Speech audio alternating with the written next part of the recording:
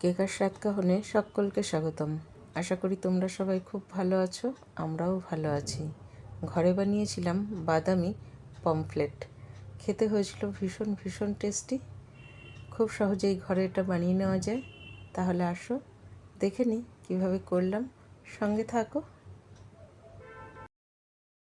বাদামি পমফ্লেট করার জন্য সবার প্রথমে এখানে নিয়ে নিয়েছি 5টা বড় সাইজের পমফ্লেট মাছ।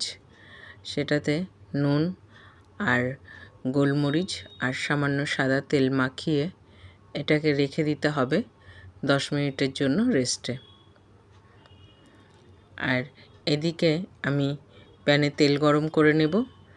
প্যানে খুব ভালো করে তেল গরম হয়ে গেলে এখানে সামান্য নুন দিয়ে দিচ্ছি। নুন দিয়ে দিলে না প্যানটা পুরো ননস্টিকের মতন কাজ করে, তাহলে মাছ কিন্তু এতটুকুও প্যানে আটকে যায় না। তোমরাও কিন্তু ঘরে এটা ট্রাই করে দেখতে পারো, এটা কিন্তু সত্যি ভীষণ কার্যকারী। দেখো মাছগুলোর এক পিঠ খুব ভালো করে ভেজে নিয়েছি, এখন এটাকে উল্টে দেব।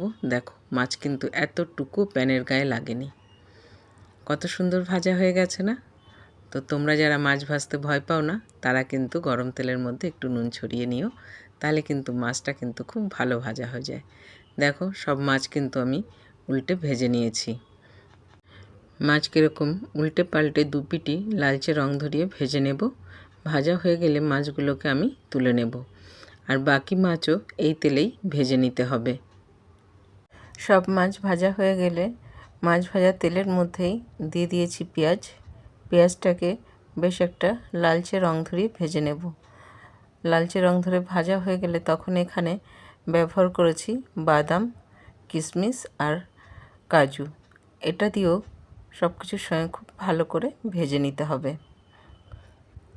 ভাজা হয়ে গেলে এটাকে আমি তুলে নেব।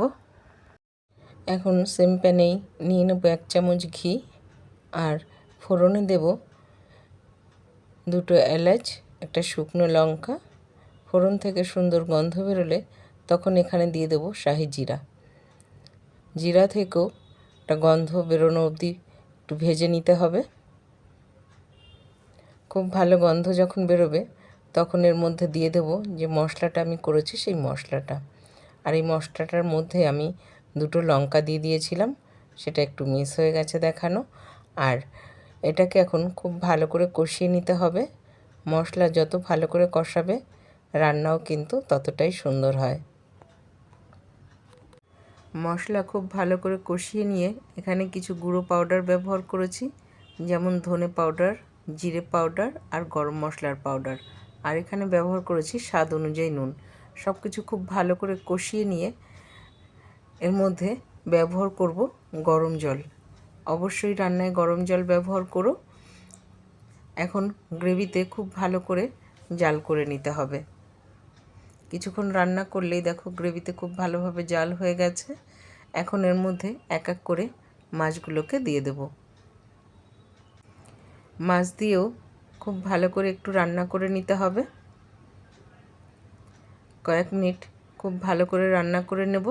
নেওয়ার পরে এখানে ব্যবহার করব কিছু কাঁচা লঙ্কা।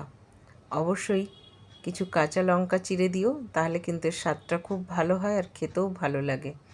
আর এখানে স্বাদকে ব্যালেন্স করার জন্য আমি 1 চামচ মধু ব্যবহার করেছি, আর করলাম 1 চামচ ঘি, তাহলে এর স্বাদটা অনেক গুণ বেড়ে যায়।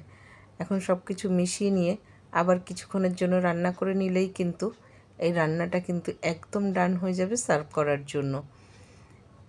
জাস্ট এর কালারটা দেখো, এটা গরম ভাতের সঙ্গে কিন্তু খেতে লাগে অপূর্ব। আমি কিন্তু গ্যাস বন্ধ করে দিয়েছি, আর রান্নাটা কিন্তু একদম ডান সার্ভ করার জন্য।